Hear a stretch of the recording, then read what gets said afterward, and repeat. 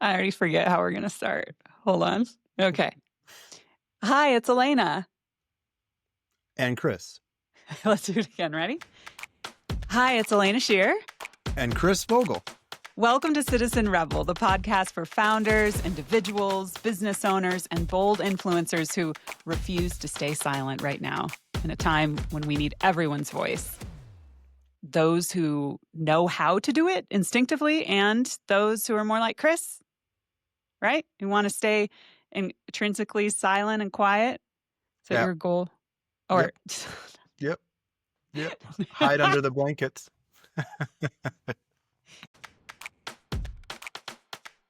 Chris, describe yourself for new Yeah, listeners. exactly. I'm more timid in nature.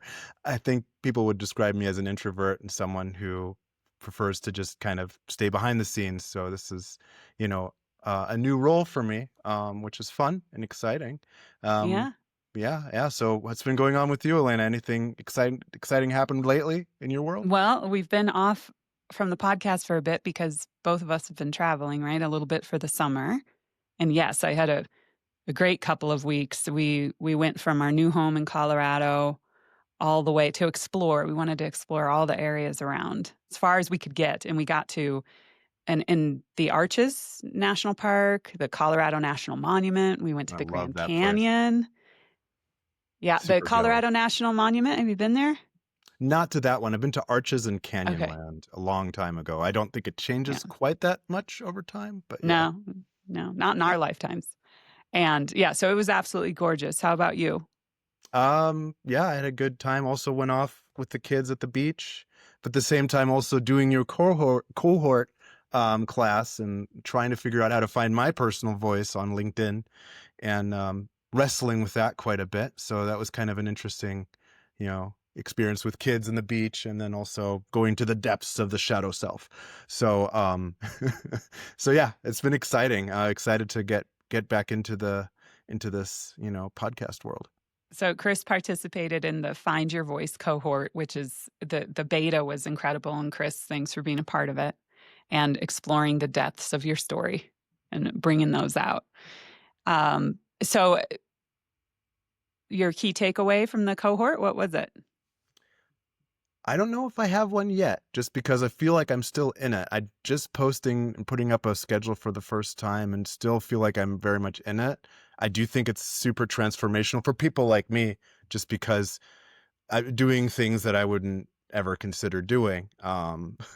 So it I think forces of bravery, especially with the other people that was just really helpful. It's more like a Mm. support group. So I mean, I just massively benefited from it. It's also exactly what I needed to know, get an organized compass to figure out how to structure things. So yeah, I'm excited, and I'm still in the process very much. Yeah, yeah. And I think the six individuals who joined the beta were all such different humans and all with their own stories to unfold. And that was incredibly fascinating for me as Yeah, the coach. And it yeah, felt um, it was transformative for me too, in that this is what I love to do, is to help you all find your voices and share it with the world because it does make an impact. So today, our episode is about something that I did hmm in 2019 with the help of hundreds and thousands of people, not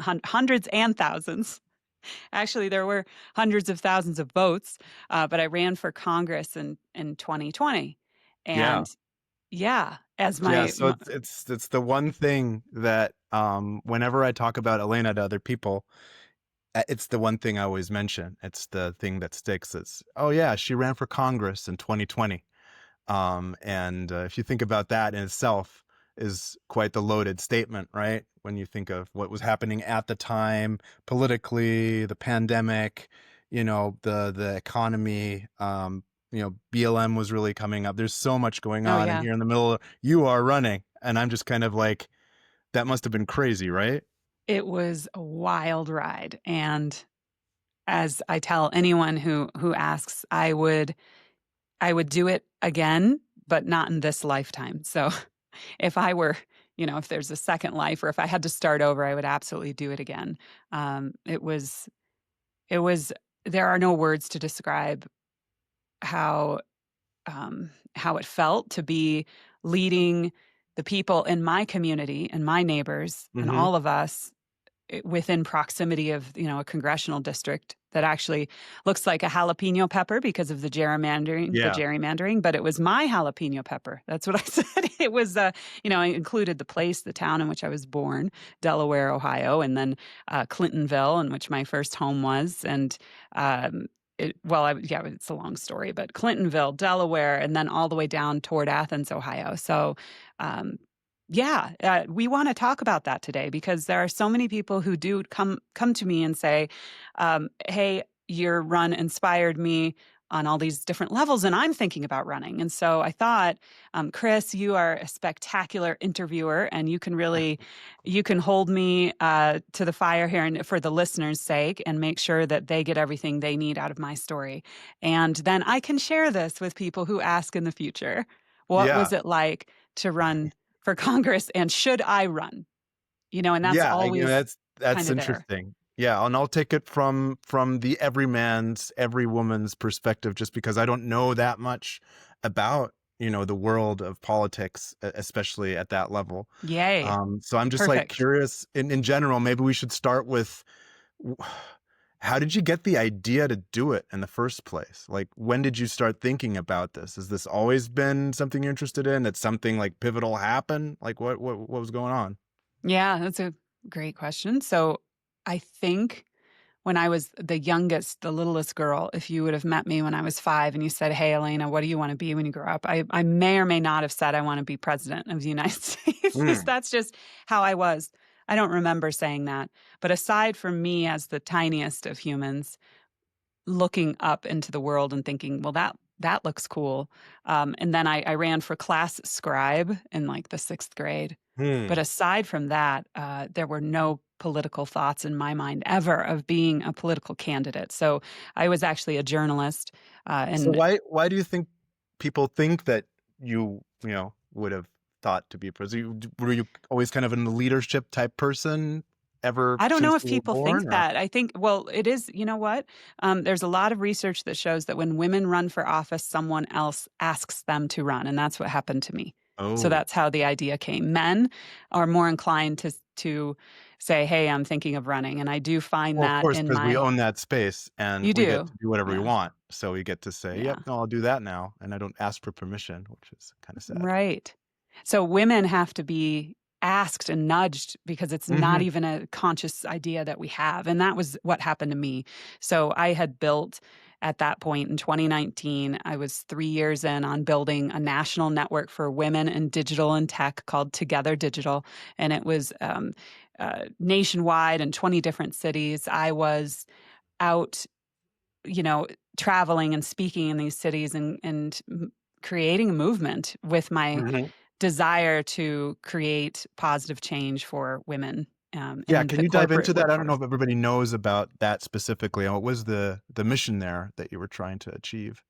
The mission was to share our power with one another and collectively rise instead of competing with one another. But Mhm. but um, mostly just for us to get together without the guys and trade Aw. favors like they do. And that group sold out in every city because we didn't let men in. Men weren't allowed, so Did it you was have a any hit. pushback? Did you get Oh any yeah. man-hater comments? Yeah, and but the overwhelming response from the women was, I mean, I remember a young woman in her mid-20s came up to me and she's in her 20s and she comes up to me and says, "I feel seen. I have never been to a networking event in which I feel seen." Hmm. And that was profound for her to feel that way. So when we go to networking events, especially in tech as women, we are hit on. It is just a thing you have to prepare yourself for. We all have this experience. You walk in and you're either going to be flirted with or you're going to be dismissed. You really have to kind of elbow your way into the conversations. What we created was a safe environment with only women for us to um, gather and recharge with one another and discuss how can we move forward in our careers. And we did that. So that was happening. And one of the women used to be a political consultant in DC, and she had moved to Ohio, and she had a meeting with me and said, "Hey, you live in Congressional District 12." And I was like, "Okay." I didn't know my district number. I didn't even know uh, who my congressman was. I did Mm. not know the name of my congressman. In Ohio, it's so gerrymandered and they don't show up and they don't listen. So that I'm not going to kick myself for that. And I'm not Yeah, embarrassed there's about that. a I think reason, right? I mean, it's partially it this doesn't is even by work. design. Yeah, it's by For design. you to not So, understand or not know, I mean, you could argue, but anyway, yeah. well, and this will get to later in the story because when you're an outsider, the insiders don't exactly want you there. So the opponent, Troy Balderson, was unopposed. And the woman who came forward, she runs Red Wine and Blue, great organization, Katie Paris. Mhm. She said, he's not being opposed. It's the 10th year of the gerrymandering. There is a chance that you could win and you should run. And I got off the call with her and was just kind of like, every once in a while you just have those conversations where you think, oh, shoot, I can't like go back from this. What was Mm. that? And my husband was walking down the hallway. We were working from home. And I said, "Hey, honey, I just had this call and she's a political consultant and she says that I should run for Congress." And he did a double take and he backed up and he stuck his head through the door and he said, "If you don't, I will. That is such a good idea and we need to run and tell me more." And he's not opposed, Wow, okay? And there's a chance and I'm that's like, "Yes, there awesome. is." But my the next 30 days were a whirlwind. So that was in Yeah? September. Yeah, so the DCCC flies out to meet with me. The Okay, so Democratic. the DCCC, can you tell us what that is for people that are Yes. not super familiar? And Because I'm just wondering, like, you got the call, you made the decision, I like, didn't what do make the you decision. do now? Who do you Right. call? What form do you fill out? I don't know. Okay. So I was on the fence for this first 30 Okay. days in a big way. So the DCCC is the Democratic Candidate Congressional Committee. They came to recruit me essentially and to Mhm. vet me at the same time. It Yeah. was very awkward because I'm me and, I'm like, well, you guys, have you Googled me? Like what? Well, and that's one of the biggest questions. What have you done in your life that could be used against you? Yeah. Um, and, all of these things. And that's what they're asking. And they wanted to know about the first question they ask is, who do you know who could donate to your campaign? Do you have donors?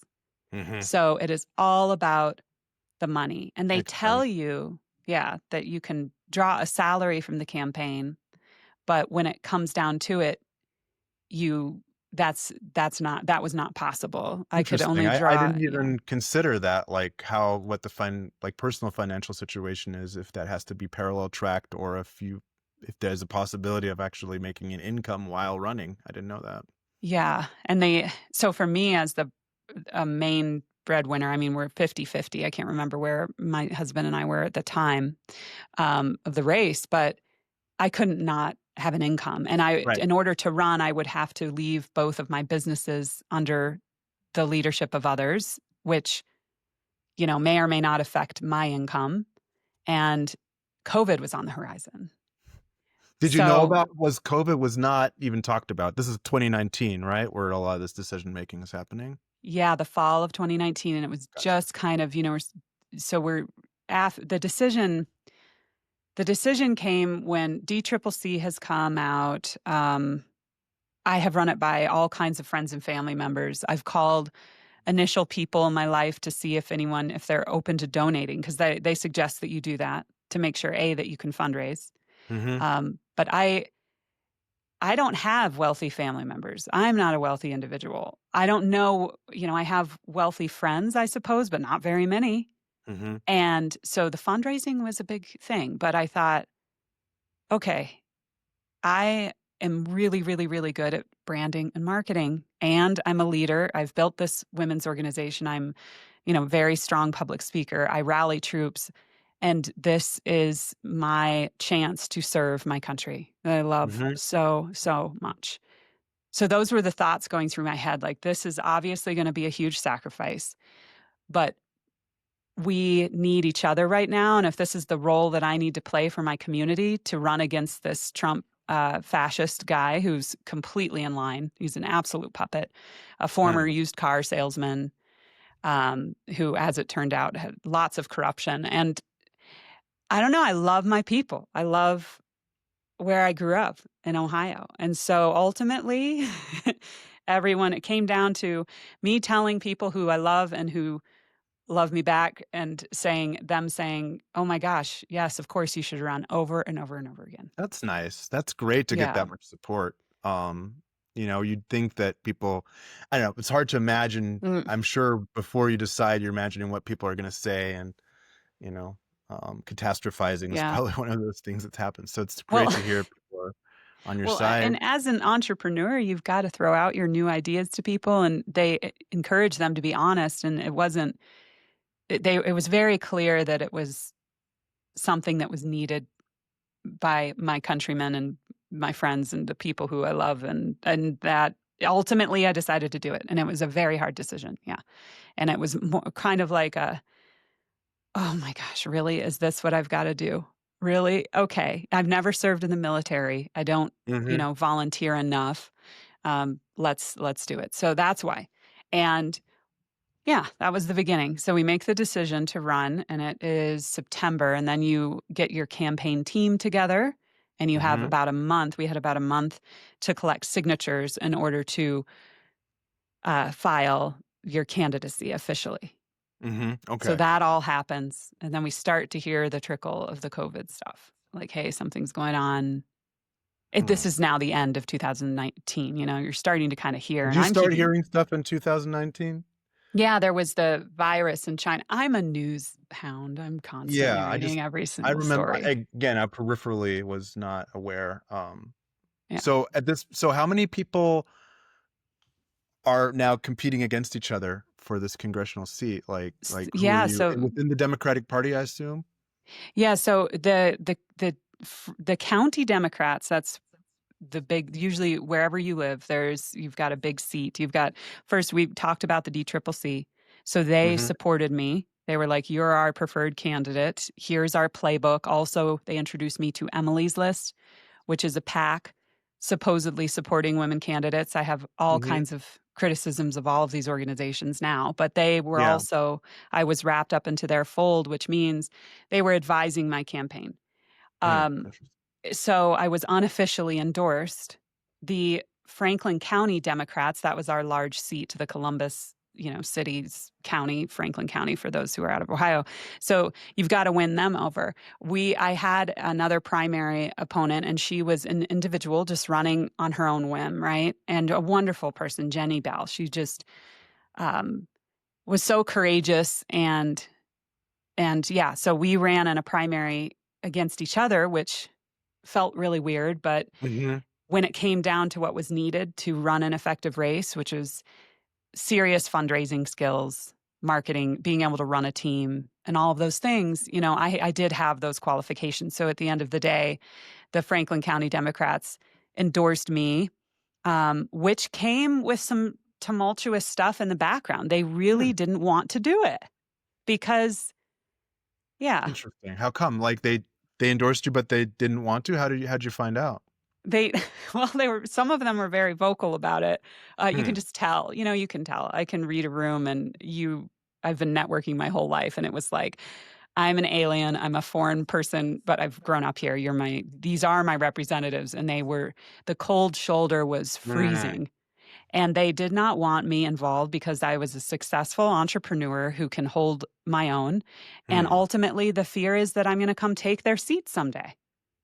Even if I interesting. lose the congressional race, the mayor would be scared that I would run against him and primary him because It that's how they sounds like an think. old boys club kinda thing, right? Where Yeah, and yeah. women and the female candidates. So I had a handful of candidates who and sitting legislators who were kind and wonderful and supportive.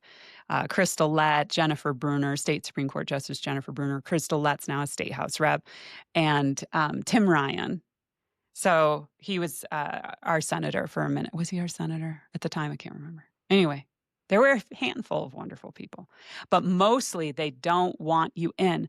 And that Mhm. was shocking to me coming into it with good intentions, giving up my income, giving up everything, not in a position financially where I should have even been doing it, So it doing was it for interesting, all the right reasons. you kind of had the expectation that here you're sacrificing for your country, and Yeah. you're doing a service, and all you met was, "Hey, this is not for you. You're not welcome No, here." yes, and same with the volunteer group. So, the local Indivisible group, Mhm. wow. They were so horrendously the leaders of the group, not the volunteers. So there's the leaders of these groups, and there are the well-meaning volunteers who probably aren't even aware that any of this is happening. And this is the Right. first time I've talked about this. But it was like the Spanish Inquisition. Hmm. And I also had an ex-employee running around spreading rumors and sending me letters extorting me. That was happening. It was Wow. wild. So that's all the negative stuff. So we can talk about the positive things, but I just say that because I think that most citizens who decide to run, and Lord knows we need more private sector people in the public sector. We need people who want to be term limited out. That's the way our founding fathers intended it. Right. But if you go in with the best of intentions, don't expect at all to have any support from the existing Democratic Party or Republican Party or whomever you align with. Yeah. They are Yeah. going to be territorial, and it's like the worst corporation you can ever imagine working for. And even though Mhm. they're elected officials, they want their jobs. Yeah. Yeah, I mean, it's almost like you come in with the machete and you have to trailblaze for yourself, you know? Yeah. 'Cause So that's the no one's gonna open it for you, I guess, which is unfortunate if we're trying to encourage people to get more involved, you know? right. So that was the initial stunner. And then I built the team, which was, oh my gosh, So my what do you team, need for a team when so you're running? great. I'm just wondering, like, how many people do you start out with? How does that grow? What are the, like, determinations that it does growing? I assume it's probably fundraising related, but yeah. It Tell me about is. your So team you building. have to raise your first 100,000 and then Mhm. you can hire a campaign manager. Um, Okay. During the fundraising of the first 100, they give you a call time manager. So Time manager. I'm going to have to talk about call time. Listeners, please don't stop listening. I'll try to be as brief as I can. When I talk about call time, this is the part in the story where people's eyes glaze over and they don't even want to. It's so boring to do and so boring to talk about. But here is the really ugly truth about our political system right now. The Mhm. Republicans get corporate PAC money. They don't have to do as much call time. They're good. They're funded by the Okay. corporations. The Democratic Party, Call time, meaning you're on the call phone? time. You are on the phone with a call list of you've got to do 300 calls an hour. You are calling previous donors who have generously given their money and you are bugging them. And you are using information about them that has been given to you. And you have to sit and call and say, well, hello, Howie. I saw that you gave $500 to Hillary Clinton in 2016 when she was primary or 20, whatever, however many years ago. I'm a female candidate. How about you give some money to me? You have to do that. But first, you call Is it your friends. effective? It So that was my first question. 'Cause it Guys, seems like I'm picking up the yeah, phone and I'm saying, "Hey, I have this data about you that you didn't know I have. How about you give me right, something?" Right? And it's like, it doesn't seem like people, it just doesn't seem right. persuasive to me.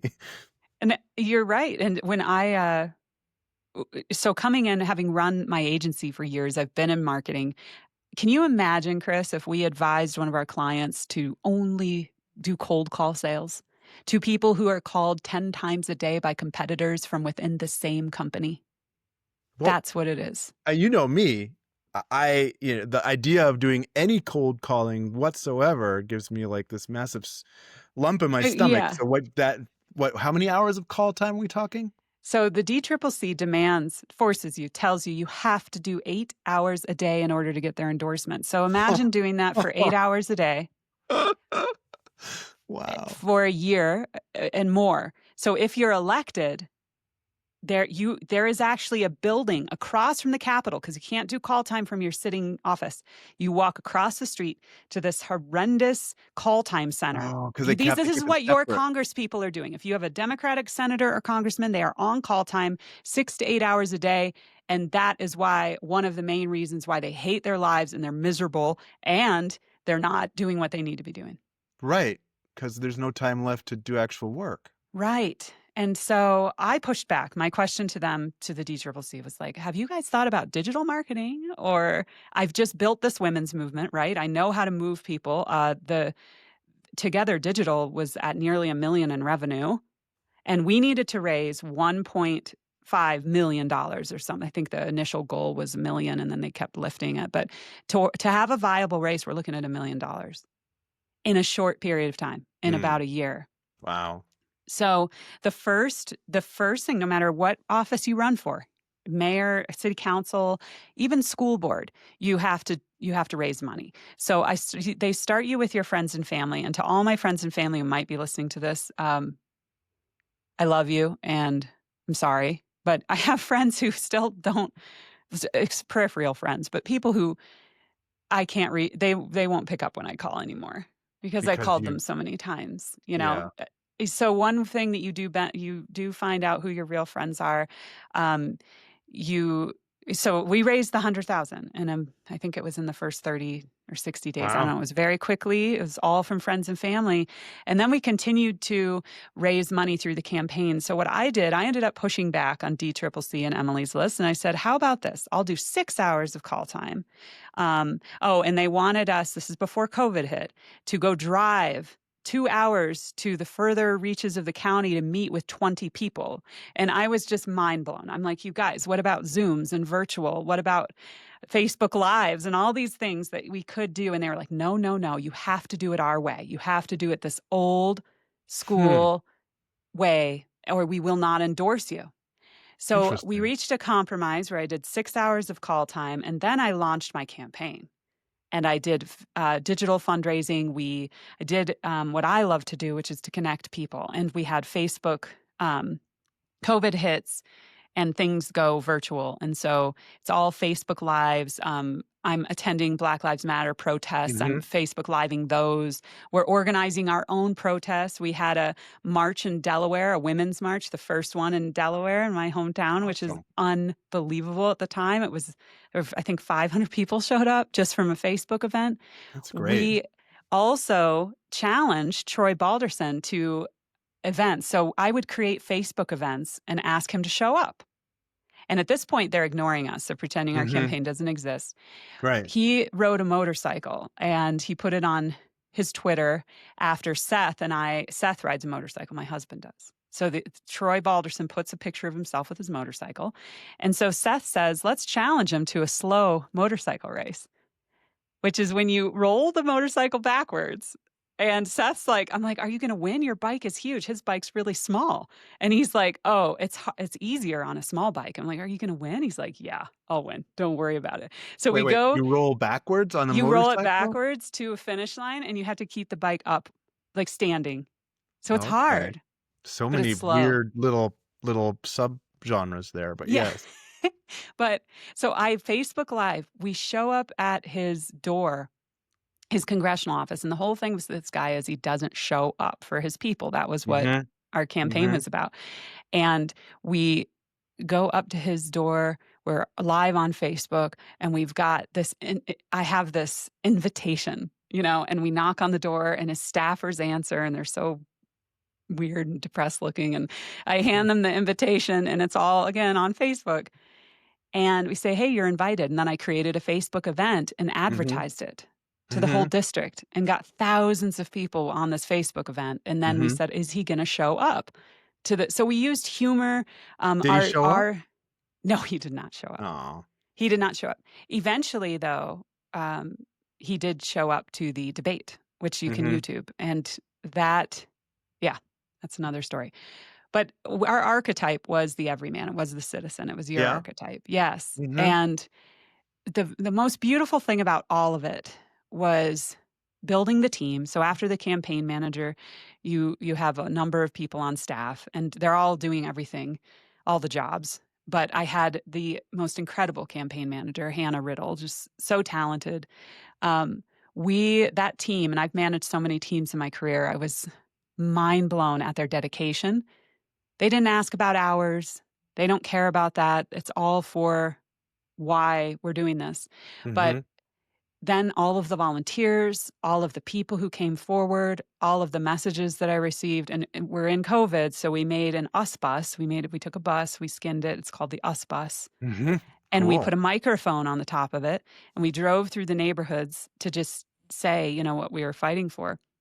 But, um, yeah, I would I can't that I was the candidate, but it wasn't my campaign. And it Yeah. was for everyone who felt frustrated at the time in 2020 with the Trump administration.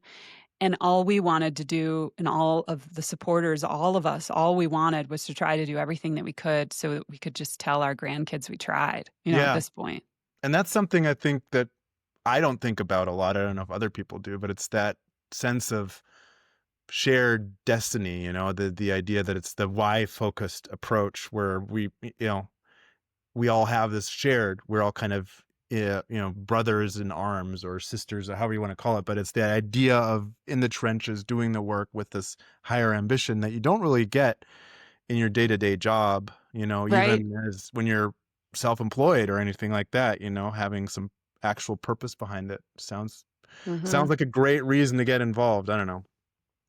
It was, it was, yeah, unreal. And even still today, I hear from people who remember the campaign, and again, the creative ways to engage the community during that time. I mean, I had my hairstylist come on and teach mothers how to cut their kids' hair when we couldn't go to the That's barbershops. awesome. It I was did just that. I wonderful. I was the YouTube dad that was cutting my 2-year-old's hair, 3-year-old I think it was at the time, but yeah. Oh. Oh, you did a Yeah, no, YouTube and on it? excuse me? You did a YouTube on it? No, I was watching the YouTube. Oh, I was just kidding, but yeah, no, I wasn't sharing content. At that point, we had a newborn, at the right when the pandemic hit, so we were kinda busy wow. with that, but I remember the need that was there and the isolation and, you know, running a campaign during that time. Also dealing with an archaic kind of, apparatus that requires you to do all this old school stuff that A, isn't really, relevant anymore, and B, it doesn't really work with the pandemic either, right? So do you feel like a lot of those newer tools were embraced once the pandemic really started to hit and you didn't have a choice? You couldn't do that in-person stuff anymore? Yes, and it was at that point, Emily's List and D-Trip are just scrambling, and of course, they're okay with me doing whatever because they don't really honestly care that much That's about our race. Yeah, that's what I figured. And yeah, and so we found that in the end, 80% of the donations were $250 or less. That's awesome. It was That's the way it should be. yeah, I know, and it's oh my gosh, all that ti my biggest regret, I've all kinds of regrets about things, but I shouldn't have listened to them. I should have just done what I do and gone out as much as I could and been off of call time. The call time, though, in the end, it gave us 20%, but we did raise 1.2 million, but it was all from those small dollar donors, which is a huge indicator that you're a candidate who represents the people and they love you. And I Yeah. think again, I was just their mirror. I was a reflection of that really diverse, beautiful community in Ohio that we have. But one of my favorite moments. So we built this us bus and we would stand out in communities and give away t-shirts and stuff. And this older gentleman from Delaware, where I was born, my hometown, Mhm. came up to me and he was very serious. And he said, I am voting for you and I'm a Republican and you're the first Democrat I've ever voted for in my entire life. Hmm. And it was a very, it was just the greatest honor. And that was the whole intention of the campaign. I called us the far middle. It's like, we need to choose our country over our party right now.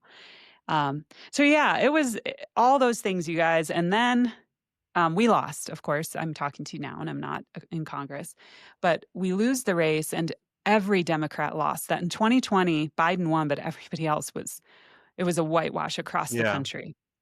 And the polls were all wrong. Our polls were wrong. Our polls were showing that we were within 3 points. Huh. Dead wrong. And you know why? The pollsters also use the old telephone to call people Yeah, just yeah, like yeah, yeah. for and guess who's picking up their Yeah. phone? Well, that's what I was wondering is dedicating that much time to telephone calls. I don't know anyone that picks up their telephone, so it must be No. people like that are just of a completely different, demographic, which is fine, but very limiting in a sense. Looking at, I live in that district, right? Right. And I look around and I don't know anyone that owns a like a landline telephone, and nobody So they're picks up older. unknown numbers on their phone. I mean, it's just kind of like, ugh, The news flashes, they're older. They're very and there are if you guys wanna go do some Googling, you can see that the Democratic donor base is literally dying. I mean, on our call time software, there is a button for deceased if wow. you call a person and they are no longer alive. So that's how old folks are, that they have to build that into their call time apparatus. That's where So user experience really, tells its own little story. no, and this is why so in the end, here's where I stand today about whether or not you should run for Congress. Hey, this is actually a great time to take a break. We'll be right back. If you're in need of killer branding and marketing, check out our agency, Good Now. We're dedicated to purpose-driven brands like yours. From brand architecture to websites and executive personal brand training, if your brand is ready to take on the world, but not quite ready to face the world, we're here for you. Visit goodisnow.com for more. In the end, here's where I stand today about whether or not you should run for Congress if you're listening to this, or Yeah. if anyone is thinking about it, or what is the best way to make a change. And right, I had someone yesterday ask me that, should I run? And I said, I don't think so. I don't think that we should run in the existing system. The system is Mm, so broken. Um, I think that depending on the individual, there are probably so many other things that you can do within your community. Everything right now needs to be about our communities, mhm, where we live in our backyards, connecting individuals, but finding your superpower. And what is that? If you are a communicator, volunteer for a nonprofit who needs a new website, which you can do on the weekend for them. mhm. You can, if you're good at fundraising, help a nonprofit fundraise. I often hear people as well say, I want to start my own nonprofit. And there's merit to that if there's not an existing one that's effective, right? So we have this intuition to create new things, which Mhm. sometimes works. But at the same so if you have an idea and let's say you're a young person, you're in your early aughts, you're in your 20s and you know how to use TikTok, like you're a TikTok expert and you can use AI to build a new concept, do it. Like start something new. So really be a part of your community. That And seems most effective. And what we all need to do right now is definitely call our sitting Congress people, definitely donate to fringe candidates. So find a small candidate running in a close race. Let's say someone's running for mayor in a small town in North Dakota trying to protect land or whatever. If you donate $200 to that mayoral candidate, that's a huge amount of money for a right. smaller campaign. Yeah, makes a lot of What we impact. see is people donate to big Senate races that get all the attention, and you look at how much those senators in those contentious races they will never win them. The odds are so against them, but it's in the media. Yeah, Everyone's pouring all their money into the campaign. That person has so much money that they could buy every TV spot right. and still have left over. Now, that's individuals. As far as the Democratic Party is concerned, it is a hot flaming mess, as we all know. But from the inside out, the consultants they use, the marketing agencies they use, are all from within other campaigns. It's so incestuous. They have no one coming in from the outside. They Interesting. still haven't modified their call time. The Trump administration is after Act Blue, which is their biggest fundraising tool right now. You guys don't know about it because it's Hmm, a subtle thing, but that will break that is a huge blow to candidates doing call time, these individuals. And again, they're still doing call time. They're call not time. out Yeah. on AOC does a great job of her social media, but candidates and you can see it starting now. It's different than it was in But 2020 when I was running. what you're saying, if I'm understanding it right, is that like we need to build this from the ground up, and we need to get connected with people at a peer level and build momentum, because the big guys are always going to be able to outspend us unless we get some Mhm. sort of an upswelling, which exists, and it's a thing, and it's happened before, and it's really worth believing in. It is. It is, absolutely, and we need a couple of things for our democracy to survive, and right now, we all know it's really up in the air. Um, but we do need, I think, because we need to revamp the voting system. We need to make sure that the votes are counted properly. There's a lot of stories coming out about this recent election and thousands of votes in swing counties voting for Trump for president, but nobody underneath. So we're thinking that they might have actually fudged the vote for themselves after telling us that we fudged the vote.